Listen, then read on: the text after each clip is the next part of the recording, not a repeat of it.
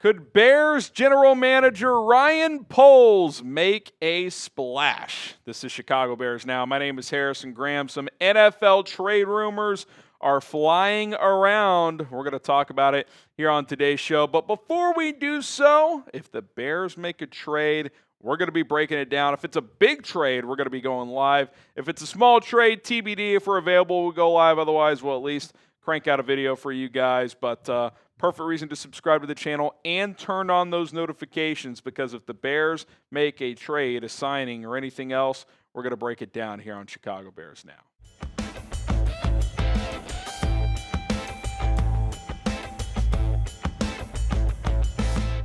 All right, a couple of trade rumors circulating, and this time of year you start to see this because rosters trim down next week. Teams are looking to patch holes. They're looking to make a splash. So a couple of players I want to hit on when it comes to the Chicago Bears. Now, just a reminder, roster cutdown day is next Tuesday, August 26th, I believe at 4 o'clock Eastern time. So that is when 53-man rosters are due to the National Football League. So the Bears and all 32 NFL teams will have to trim from 90 or 91 in the Bears case to 53 players. And sometimes that's when you see some of these trades start to go down. Let's start with the big one, Trey Hendrickson. Could the Bears get involved here? Because the Bengals have shifted their tune a little bit in the sense of, yeah, we'll take trade offers. We'll take some calls. They were kind of dismissing that for the last several months, but they are now reportedly willing to listen and engage in trade offers for Trey Hendrickson, as the two parties cannot seem to come to the table on a new contract. The reporting has been they don't want to fully guarantee the second year of a deal, and that's a non-starter for Hendrickson. Diana Rossini had this report that teams have recently inquired about the Bengals star Trey Hendrickson, was told Cincinnati's asking price included a young defensive player and a 2026 first-round pick. According to league sources, the player heading back does not have to be an edge rusher or a pass rusher. That is a delusional asking price. Now, whether or not that's true or not, Diana's been kind of all over the map, but you've kind of heard whispers from other reporters too, like, yeah, it's a big asking price. We are 3 weeks away from the season opener.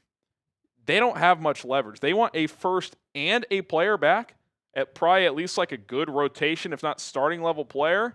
Like that would be like hey, we want your first round pick Chicago and Austin Booker. That's a ridiculous asking price for a guy that teams know they're going to have to give $35 million per year and guarantee at least 2 years, if not 3, on an extension. And I think a lot of teams are willing to do that contract, but they're not going to overpay in the trade comp, then do that as well. Like, something has to give here. So I think Cincinnati, who has misplayed this for well over a year now, is living in la-la land with those type of demands. Now, obviously, when it comes to the Bears, they do have some edge injuries right now. Austin Booker's dealing with some sort of a knee injury. Dominic Robinson left with an ankle injury. Doesn't seem like either of these are too serious coming out of the Buffalo game, but until we get an update, that's unclear. And let's face it, obviously, Trey Hendrickson's better than both these players, and, other guys probably are too. Like, there are question marks here, especially with Dominic Robinson. It's like, are things going to fully click in year 4? That seems like a stretch. I do like what I'm seeing out of Austin Booker. I think I'm comfortable with him in this rotation. You've got Tanoh Passanio, but you still have questions coming off the edge on this defensive line. You could certainly use a more proven commodity to add to that positional unit, but if one of those two guys' injury lingers, you really need to add one. And even if they don't, you still could justify adding an edge rusher. That being said, I am not trading a first-round pick for Trey Hendrickson, and I'm definitely not trading a first and a decent piece. Like, I'm not doing that. Like, if you want a third-round pick in Austin Booker or a second-round pick in some other player, like, maybe we can have a conversation. But a first-round pick and a player for a 30-year-old Trey Hendrickson, who I really like, who you're then going to have to give $80+ million guaranteed to me, that's not the business I'm getting in if I'm Ryan Poles. Because you could also just go this route. And I know these aren't like long-term solutions, but I still maintain, and, I don't know how they fit in the locker room, all that stuff, but Za'Darius Smith, Jadeveon Clowney, you can't tell me these aren't better options than Dominic Robinson, than Tanoh Passanio. Like, these guys were still pretty productive last year. Zadarius Smith can still rush the passer. Jadeveon Clowney can still set the edge in the run game. He's got kind of a degenerative knee, so you probably have to play him on a pitch count, but he can still be productive, on 30 snaps per game. This is a guy that I've always said this about Jadeveon. He's never lived up to the number one pick of being that, but he still had a pretty solid career. Like, he's been a good player in this league for a lot of different teams for a lot of years. Zadarius Smith, same deal. Good player. Been around for a while. Now, Ben Johnson was with him last year in Detroit when they traded for him, so I don't know how he feels about Smith. I would imagine if they sign him, he would sign off on that addition. If not, maybe he's not comfortable with him in the building. I don't know. But I feel like just the player, Smith and Clowney, would be upgrades to the depth part of that position group that Chicago currently has. Now, back to Trey Hendrickson. Would you trade a first-round pick for him? Because I am not. Not this time of year. Before the draft, trade a first, get a pick back, like, different conversation. But now, I'm not playing that ball game. Type Y for yes, type in for no. I am not trading a first-round pick. And by the way, Bill Barnwell of ESPN, he had a note that a 30-plus-year-old had not been traded for a first-round pick or better since the 90s. It's just pretty unprecedented for that to even be the asking price. All right, today's show is sponsored by Prize Picks. Welcome back, Prize Picks, to Chicago Bears Now. The best daily fantasy sports app that exists is Prize Picks. Get signed up today at prizepicks.com/CLNS. Use the code CLNS to get a $50 bonus when you sign up and set your first lineup for just $5. It's very easy to play Prize Picks. You just pick more or less on player stat projections on 2 to 6 player lineups. A minimum of 2 players, maximum of 6 players. Certain lineups you can win up to 2,000 times your money. That's right. You turn $10 into 20,000 on certain lineups. Week 0 is here. We got a special deal for you as you're halfway to winning a 2-player lineup by taking more than half a passing yard for Avery Johnson. I also like Rocco Beck to get more than 16.5 rushing yards there. Big game in the Big 12. $20 to win 60 if you hit on this 2-player lineup. Check it out today. PrizePicks.com/CLNS. Use the code CLNS. Get a $50 bonus into your account when you play for just $5. Join millions of users that play Prize Picks to win real money this football season. One more time, PrizePicks.com/CLNS. Use the code CLNS. $50 bonus once you sign up and play for just $5. All right, a more realistic trade target that I think has surfaced.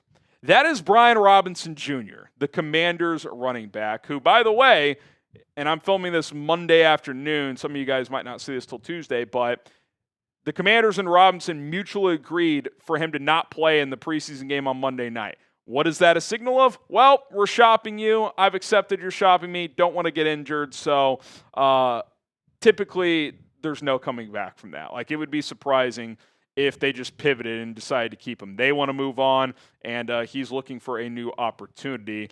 Jordan Schultz had the report on Sunday that the Commanders have been shopping Brian Robinson Jr., former third-round pick, is entering the final year of his contract. And I've always liked Brian Robinson Jr. He's not the most high-ceiling type of running back, doesn't have breakaway speed. He's not the most elusive player or anything like that.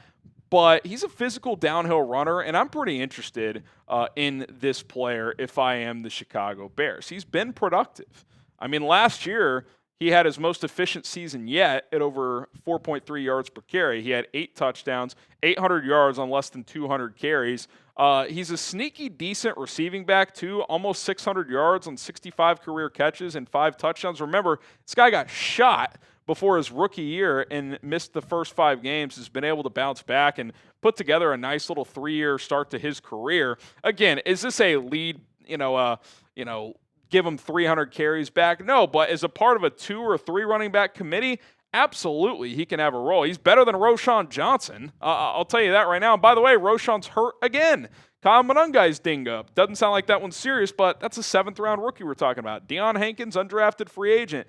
Brian Robinson Jr., you pair a guy like this with DeAndre Swift, keep Monangai as your third back, Travis Homer special teams, might mean sayonara for Roschon Johnson, but he can't stay healthy. And I think Brian Robinson is better between the 20s. You could argue Roschon as a goal line thumper might be a little better, but that's a limited role. I think you pair Brian Robinson with DeAndre Swift, that's a good meshing of skill sets. Swift, a more juiced up runner, can hit that home run. Brian Robinson, who can get the tough yards between the tackles.